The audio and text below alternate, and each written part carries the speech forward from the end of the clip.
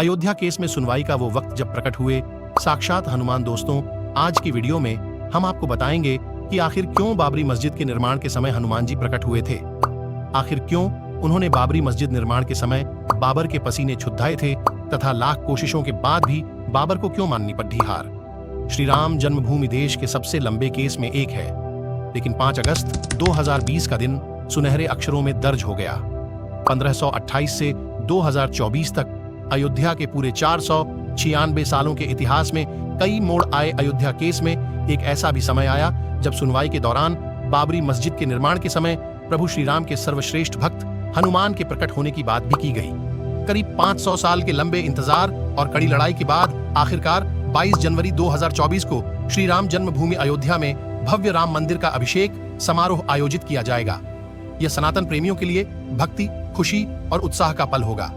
यह अवसर एक त्योहार के समान होगा। अयोध्या के राम जन्मभूमि बाबरी मस्जिद विवाद में सुप्रीम कोर्ट का ऐतिहासिक फैसला आने के बाद अब राम मंदिर बनकर तैयार हो चुका है। हिंदू समुदाय की आस्था से जुड़े अयोध्या केस में आए निर्णय को सभी पक्षों ने स्वीकार कर लिया है।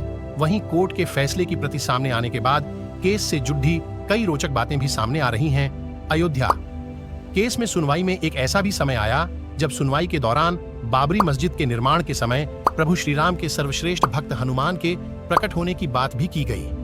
पूरे अयोध्या मामले में कोर्ट ने 5 अलग-अलग केसों में सुनवाई की, जिसमें से सूट 3 यानी तीसरा केस निर्मोही अखाध्य का था। इस केस में जब गवाहों के बयान दर्ज किए गए तो एक बेहद दिलचस्प किस्सा सामने आया कि बाबर ने राम जन्मभूमि के नाम से पहचाने जाने वाले स्थान पर जिस ढांचे का निर्माण करवाया उसे मस्जिद नहीं बल्कि सीता पाक के नाम से बनवाया गया, और ऐसा करने के पीछे कारण थे हिंदुओं के आराध्य प्रभु हनुमान। जी हाँ, अब जब प्रभु श्री राम ही कोर्ट केस में मुद्दई हों तो उनके सबसे बड़े भक्त माने जाने वाले हनुमान जी का जिक्र भला कोर्ट में कैसे ना आता। निर्मोही अखाध्य के केस में महंत रामजी दास की गवाही के जिन अंशों को प्राथमिकता दी गई है उसमें यह बात सामने आई। महंत रामजी दास ने अपनी गवाही में यह माना कि विवादित ढांचा बाबर ने बनवाया था, लेकिन साथ ही उन्होंने यह भी कहा कि इस ढांचे को मस्जिद नहीं बल्कि सीता पाक के नाम से बनाया गया।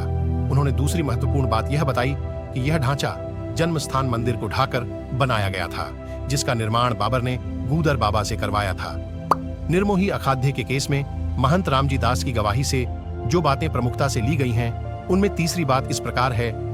बाबर ने विवादित ढांचे पर सीता पाक लिखवाया क्योंकि वो मस्जिद निर्माण नहीं करवा पा रहा था, क्योंकि जब भी मस्जिद निर्माण की कोशिश की जाती हनुमान जी आकर उस ढांचे को ध्वस्त कर देते थे।